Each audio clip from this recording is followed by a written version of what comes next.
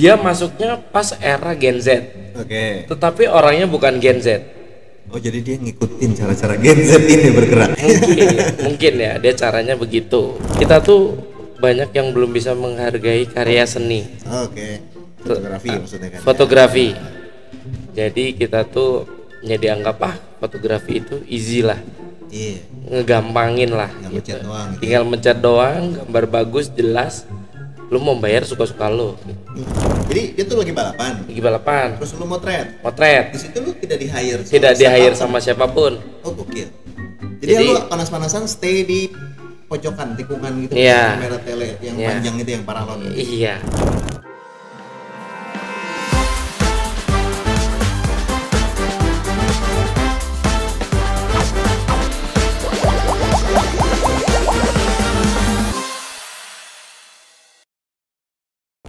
Oke. Iya, aman. Ya, bisa. Asik ya? Ada lagunya. Iya, iya. Terus udah mulai lagi. Selamat datang di Behind the Screen, di balik layar Behind the Screen People. Kita kedatangan teman baru kita. Bukan teman baru ya, teman lama. Teman lama bersemi kembali. Bersama kembali. Asik. Namanya Wibi. Nah, Halo. Wibi ini mulanya gue penasaran. Lewat rumah depannya, depan rumahnya ada spanduk Wibi fotografi ya kan. Zaman Langsung kapan telepon. tuh Mas ya? Hah? Zaman kapan ya? Iya. Gue telepon tuh nomor, halo bang, salam kenal, pengen kenal aja sih sama teman-teman fotografer. Nah akhirnya sampai sekarang kita berteman, saling cerita-cerita juga, belajar fotografi bang. Oke, Wibi, boleh sedikit kenalin seorang Wibi dan profesinya? Silakan. Oke. Halo guys. Guys ya. Guys apa teman-teman nih? Serah lu lah. Terserah gue. Oke. Halo guys. Gue Wibi. Sebagai profesional fotografer yang berdiri sejak tahun 2007 yang berkonsentrasi di motorsport fotografer. Oke. Bukan motorsport doang kan lo? Motorsport Ada lebih lagi itu yang di air-air itu apa namanya? ya sport lah, sport Iya. dan motorsport. Iya, iya. Fotografi. Apa tuh yang kalau pakai selancar terus di air? Ski air, Nah ski iya, air. itu kan ini sport juga ya? Sport juga. Oke. Terus apa lagi yang berhubungan dengan motor, mobil? Lebih banyak di mobil sih Mas. Mobil ya? Iya, karena rezekinya di mobil. Karena Amin. basic gue dulu emang balap mobil. Oh iya, ya lu pembalap ya? Gue balap Ingat, mobil ya. dulu. Anaknya balapan banget sih ya? Enggak anak. Balap gitu ya. Balap. Tapi seru nih, gue pernah mencoba mau join masuk ke Sentul ya. Iya. Karena gue pengen nyobain dong masuk ke dalam Sentul, motret di pit. Istilahnya apa tuh kalau di corner itu yang bukan di pit ya? Apa di tikungan kayaknya, ya? iya. Jadi pasti mukanya mobil yang ngedalam Iya. gitu terus kita harus cepet gitu ya. Seru sih, gue juga gak nyangka sih waktu itu. Bisa nggak Mas? Jadi nggak fotonya? Alhamdulillah semuanya blur. Iya, jadi kalau motretnya kadang-kadang gampang susah, tapi memang susah sebenarnya. Yang kita biasa motret still, image diam, sementara kan balapan itu kan speednya tinggi banget. Nah, di sini gue nggak mau nanya kesuksesan, nggak mau nanya karena lu udah tahu sukses, udah tahu ini. Gue mau nanya keluh kesah lu deh. Bener-bener lo yang curhat nih, kenapa nih gitu kan, apa yang dirasa, apa soal duit lah, ada bayaran lah. Kayaknya tempat curhat ya pokoknya nih. Ya lu nyimak banget Iya, ya, iya. kan story gue. Pasti dong. Mungkin beberapa tahun ke belakang ini gitu Lagi kan. belakangnya udah mulai live TikTok ya, jualan ya? Ranjang kuning kan? Enggak lah. Oke. Jadi gue tuh apa ya, suka duka ya, mungkin nggak hanya gue aja sebagai fotografer ya. Sedih banget sih lu kayak gini nih. Jadi Kayak ini teman-teman juga belajar. ya, jadi yang paling mendalam di gue itu bahwa Mikrofon deketin dong. Indonesia lagi. Kita tuh banyak yang belum bisa menghargai karya seni. Oke. Fotografi maksudnya kan? Fotografi. Jadi kita tuh ya dianggap fotografi itu easy lah. Iya. Ngegampangin lah Tinggal gitu. mencet doang, gitu. Tinggal mencet doang, gambar bagus, jelas. Lu mau bayar suka-suka lu gitu. Buset. Ya kan? Cuma ya yang belakangan ini yang gua alami pun ya namanya kita dagang, Iya. kita pedagang gitu kan, Jasa maksudnya. jasa pedagang jasa ya ada aja ya yang nggak dibayar. Iya. Bahasa halusnya tuh invoice-nya kagak cair. Biasa tuh ya. Biasa itu ya. Lu gimana sih, emang berdasarkan bookingan juga atau gue malah pernah denger dari lu katanya ini gue kirim ke si pembalap anu tapi insinyurnya nggak mau atau Oke, kalau itu kayak gimana tuh? kalau kayak gitu kan sama aja kita jemput bola. Jemput jorok. Jemput. Jadi kalau kita tuh harus fotoin dulu baru kita kirim ke para pembalapnya atau para kliennya. Jadi dia tuh lagi balapan. Terus lu motret. Di situ lu tidak di-hire sama siapapun. Oh, gokil. Jadi lu panas-panasan stay di pojokan tikungan gitu, kamera tele yang panjang itu yang paralon gitu. Iya. Terus ya pokoknya pipa PDAM. Ya. Terus ya gue fotoin aja dulu momen bagusnya dia di mana, gue fotoin dulu. Habis gue fotoin terus ya edit dikit, retouch dikit, baru gue kirim ke pembalapnya via DM. Oke. Kalau gue nggak tahu nomor WA-nya. Oke. Nah setelah gua kirim, kalau dia suka, dia berminat membeli, baru itu ada harganya. Oh gitu. Nanti dia nanya dong, ini foto yang ini berapa? Atau biasanya Kak, Mas, Om, satu foto harganya berapa ya? Oh gitu. Dia langsung nanya gitu. Satu harga segini, kalau paketan segini. Nah paketan itu gua udah siapin misalnya 20-30 foto. Oh yang keren-keren. Mobilnya dia misalnya kayak gitu. Juga ya ternyata ya, dia kerja dulu baru mau dibayar tuh. Iya. Bener ya. Gitu. Berarti lu udah nyiapin. Gue udah nyiapin. Terus udah gitu dia nanti misalnya si pembalap yang terakhir yang keren tuh yang itu siapa tuh? Siapa? Yang gue lihat postingan lu tuh. Yang mana Mas? Banyak yang keren soalnya Mas. Banyak ya. Ya udah jangan sebut namanya. Spill. Gue pengen penasaran nih. Ini si harga foto ini kan jatuhnya lu kayak yang motret di tempat wisata gitu kan, jadi foto terus lu kalau zaman dulu cuma nggak di print Mas. Betul, nggak di print. Iya, gua nggak digital, nggak mesin cetaknya. Berarti lu ngasih dulu pakai watermark gua kasih low res dulu dengan watermark gua pasti. Oke. Terus nanti dia nanya nih, mohon maaf nih spill dikit ya, puluhan ribu, ratusan ribu, bahkan jutaan, range-nya beda-beda. Oke. Jadi kalau best moment banget di track gitu, misalnya lagi fight, atau lagi sliding, atau lagi actionnya dia lebih bagus, itu ya harganya puluhan sampai ratusan bisa. Wih, itu jadi kayak artworknya gitu ya? Iya, tapi kalau misalnya gini, kalau dia misalnya butuh satu ya hanya puluhan. Oke. Tapi kalau misalnya dia saya mau 5 atau 10 ya udah masuk ranah ratus. Oh iya. Gitu. Dia kalikan aja. Iya, tinggal kalikan aja. Oke, dan itu di approve, invoice cair, ibaratnya gitu ya. Kalau itu langsung cair biasanya. Oh. Dia nggak pakai invoice. Nggak pakai invoice, dia langsung japri, minta nomor rekening, langsung transfer. Langsung kirim file. Google Drive. Udah tidak ada yang di watermark. Enggak. High res. Puluhan mega, 20 mega, satu file. Berapa ya? 2 megaan. 4.000 kali 5.000 lah. Oh, lumayan ya. Pixelnya yang lumayan 1 mega lebih ya. Bisa dicetak gede lah. Gitu.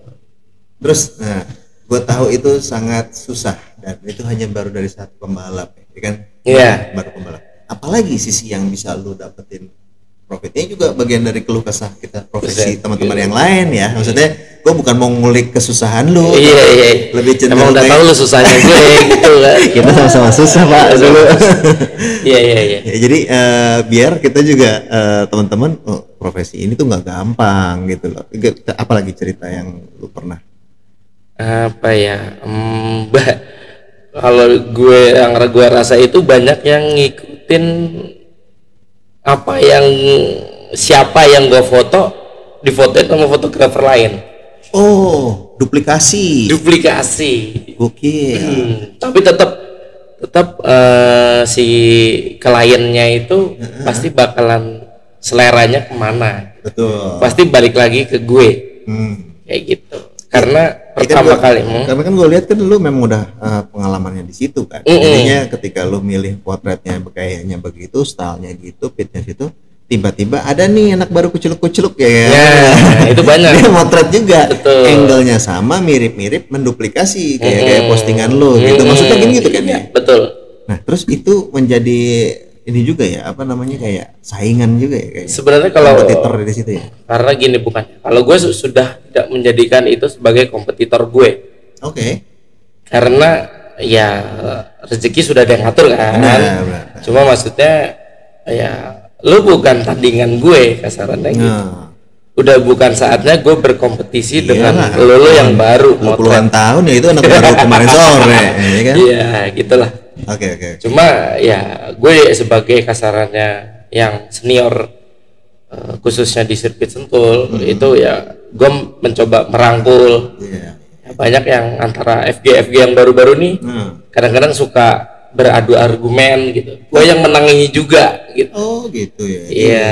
Ini gue juga pernah tuh ikut. Jadi kalau gue sebut nama lu tuh di Sentul tinggal Bibi, udah tahu tuh satpam semua tuh. Iya, portal langsung buka. Yang tadinya tuh member harus bayar.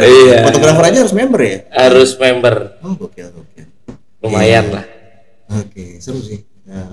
Di sisi fotografi mobilan Sentul ya. Selain itu ada yang lo lakuin juga sekarang, mungkin lo mau cerita? Kan lo bikin studio. Studio itu sebenarnya project mendadak dan sangat mendadak ketika bengong jorok. Jadi lagi bengong jorok itu tiba-tiba, wah lagi direnovasi nih. Sekalian dah. Ruangan gue kan, wah mau gue bikin apa ya bisa produktif gitu kan. Iya bener.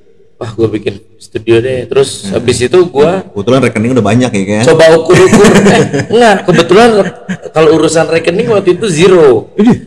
Waktu itu zero bener. Nekat berarti ya. Ya pokoknya gue bilang ke tukangnya, bisa nggak lu bikinin kayak gini.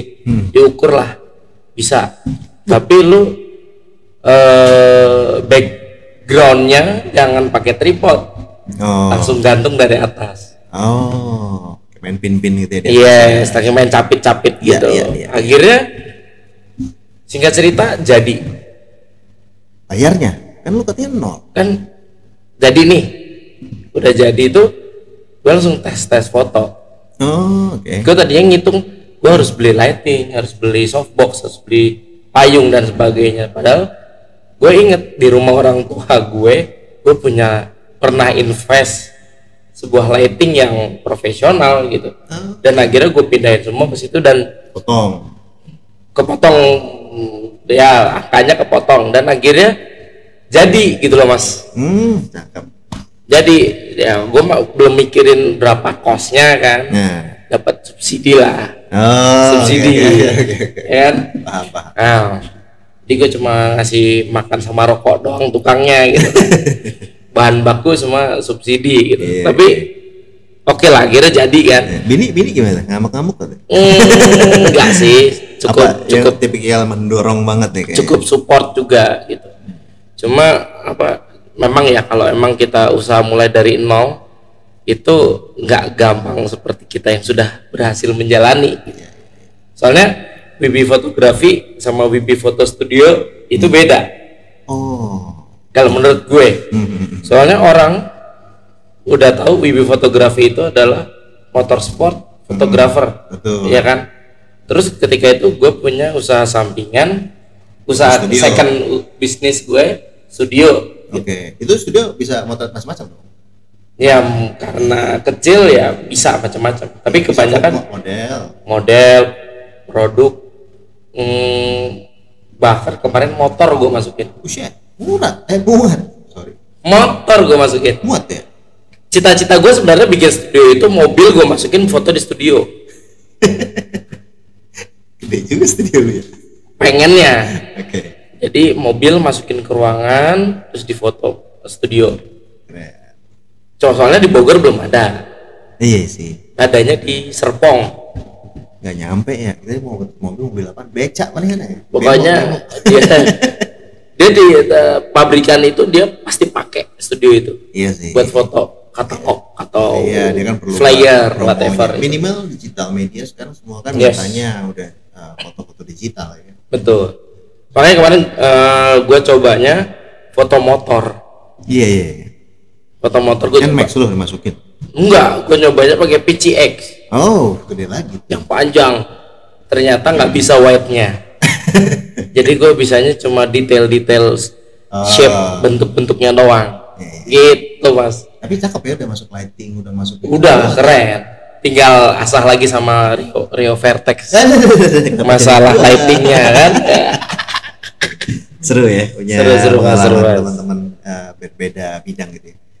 Salah satu teman-teman kebetulan teman-teman yang magang, teman-teman SMK, terus ada teman-teman dari sekolah-sekolah kuliah yang dekat-dekat sini, yang kebetulan kita di Bogor ya, IPB, itu juga pengen tahu. Jadi profesi apa sih yang kreatif di Bogor ini? Kebanyakan orang tuh mikirnya profesi itu selalu yang exact gitu ya. Di balik meja, Sudirman gitu ya kerjanya ya, yang keren-keren gitu loh, perlendian. Iya. Sementara di Bogor ini juga ternyata anak kreatif itu lumayan banyak. Iya banyak ya. Asal mau dan konsisten. Dan mereka juga nggak yang nongkrong di Bogor malah justru ya, malam merajalela ke Jakarta gitu. Jadi bukan jarak, bukan ini lagi. Hambatan lagi. Iya. Nah sekarang gue pengen tahu lagi nih, bisa bikin hidup nggak sih keluarga? Karena udah beristri udah lama, terus begitu udah lu nikah gue congratulations waktu dulu, terus gue tuh semua orang pasti meragukan, fotografer menghasilkan apa gitu, bisa hidup nggak sih? Bisa, buktinya gue baik sekarang hidup. Iya, dari 2007 loh. Mulai pandemik juga tuh ya, kecuali pandemi ya. Semua orang tuh ya, semua orang itu pandemi mas semua rata ya, rata. Kalau di luar pandemi ya hidup. Oke. Memang nggak kelihatan gitu ya penghasilannya ya, tapi transferan mah ada ya berarti tiap minggu ya. Aman. Lihat dari senyumnya kayaknya happy ya, artinya teman-teman juga ataupun yang pernah magang atau pernah kuliah ataupun di tempat kita, terus juga yang pernah juga bersosialisasi ataupun berinteraksi sama Revertex.com tahu juga gitu loh bahwa profesi fotografer juga merupakan satu hal yang sangat mumpuni. Selama kita konsisten dan tekun pasti bisa. Ya, oke. Nah, apalagi lo ada mau keluh kesah apa lagi? Keluh kesah sih nggak ada ya. Nggak pernah ngeluh ya orang ngeluh. Maksudnya gini, oke, gue sebagai manusia pasti ngeluh, ngedumel itu wajar. Iya paham. Ya kan, cuma ya nggak usah berlarut-larut. Benar. Nggak, gue mau lagi musim sekarang nih, Gen Z coy. Waduh. Gen Z. Penyakitnya biasa loh tuh. Iya benar mas. Gen Z. Bukannya gue mau underestimate Gen Z ya. Kita berarti Gen A ya. Gen kolonial ya. Milenial, kolonial. Ada lagi Tyrannosaurus itu loh yang nah ini Gen Z ini menurut tuh dia mencoba banyak terjun juga ke dunia fotografi kan, lumayan ini ya, lumayan lagi ramai juga ya. Tiba-tiba punya kamera, tiba-tiba udah yang mirrorless ya kan, yang kita dulu DSLR mulu kita mah ya dari dulu ya. Terus tiba-tiba udah ambil job wedding, tiba-tiba weddingnya orang yang pengantinnya ngamuk-ngamuk. Iya tuh gue sering denger tuh. Iya. Sering denger. Lu di sisi lu ya kata lu tadi yang ada menduplikasi foto, apa itu juga golongan-golongan Gen Z yang atau milenial atau kolonial malah? Mungkin gimana ya gue ngomongnya? Dia masuknya pas era Gen Z. Oke. Tetapi orangnya bukan Gen Z. Oh jadi dia ngikutin cara-cara Gen Z ini bergerak. Mungkin ya dia caranya begitu. Oke. Gitu. Dia bahkan sebutkanlah dia dulu memiliki pekerjaan yang di atas fotografer. Wih, apa itu? Cuma dia resign, terus dia jadi fotografer. Nah, makin turun maksudnya? Makin turun kalau kata gue. Lu udah bagus di posisi itu, tapi lu turun. Gaji bulanan tuh ya? Ya gaji bulanan dengan uang lembur. Wih, ada lembur. Ada uang lembur. Terus per jam dihitung. Oh. Gue nggak perlu sebut pekerjaannya apa kan, pasti lu tahu. Terus tiba-tiba dia resign pas pandemi, lalu dia jadilah fotografer. Pas pandemi itu? Nongolnya sih setelah pandemi. Iya. Resignnya pas pandemi. Tapi dia udah punya kamera duluan? Dia sih kayaknya punya ya, tapi bukan untuk profesi. Oke. Hobi, bukan untuk profesi gitu. Tiba-tiba dia ikut. Tiba-tiba dia harus deras. Loh. Dia kan punya pekerjaan yang mumpuni, kenapa dia jadi masuk ke ranah fotografi gitu. Nyemplung lah di area lu tuh ya. Nyemplung lah gitu. Seru sih, banyak kok ceritanya kalau fotografi. Kalau ini loh bikin gua penasaran itu. Gua pengen tahu ceritanya. Masih ini orang-orang di balik layar nggak tahu nih. Jadi apa yang telah dia perbuat? Dia sih nggak banyak apa yang diperbuat gitu, tetaplah berkarya aja gitu loh. Gue juga, lu nggak boleh lu motret. Ya, kita potret apa? Kita harus saling mengayomi lah. Silakan gitu, gue nggak larang gitu. Cuma ada pakem-pakem yang kadang suka dilanggar atau suka nyeleneh. SOP. Itu contohnya kayak safety. Bukan. Dia itu iseng membuat suatu challenge. Oke. Challenge-nya bukan challenge fotografi, tapi challenge-nya retouch foto. Oke. Ketika itu dia punya dasar-dasar penilaian tentang retouch fotografi. Gue bilang ke orangnya, bro, begini, materi lu gue coba share ke Om Jerry Aurum ya. Kebetulan gue kenal sama Om Jerry Aurum. Gue share ke dia, dijawablah bahwa sisi penilaian retouch itu adalah gimana caranya kita meretouch tapi tidak kelihatan meretouch. Jadi sisi originalitas sebuah foto itu penting gitu ya. Penting. Urat nadinya bisa kelihatan ya. Yes. Beda dengan fotografi fashion, modeling gitu. Kalau fotografi di otomotif itu kan retouchnya beda gitu. Gak suka tuh yang di apa tuh namanya? Dibikin kayak AI. Color grading yang apa false color gitu kan, orang kan false color yang jadi ungu, jadi kuning, itulah. Pokoknya gitu, kira-kira kayak gitu. Nah itu gua kasih pakem-pakemnya gitu, dan akhirnya dia paham. Oh ya udah Om gitu. Gue cuma membuat challenge untuk memotivasi Gen Z. Berat. Jadi dia punya wave sendiri. Dia pengen coba berselancar di situ ya. Tapi dia nggak bisa masuk wave gue. Iya dong.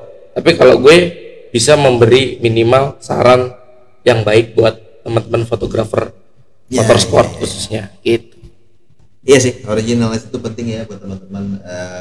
Jadi walaupun kita warnanya ataupun fotonya bisa lu explore sedemikian rupa, tetap originalitasnya harus dijaga. Betul.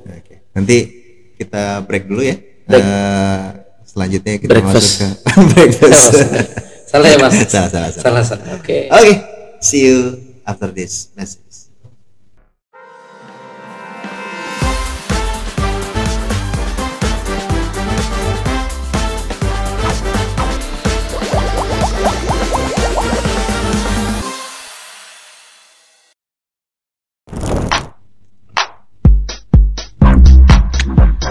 Musik ya, asik. Enak juga musik ya. Ini ngebangun vibe-nya aja sih, dapat vibe-nya. Oke, kembali lagi di balik layar bersama The Screen People. Dan bersama Praktek Cinema di sini kita coba lagi ketemu sama Wiwi fotografi. Panjang tadi udah ngobrolin ya soal curcol yang curcol guys. Sekarang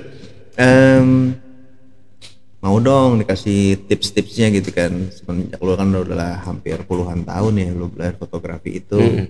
Pengen barangkali apa ada yang perlu diperhatikan ataupun tips-tipsnya kalau lo motret sport di dunia lu itu?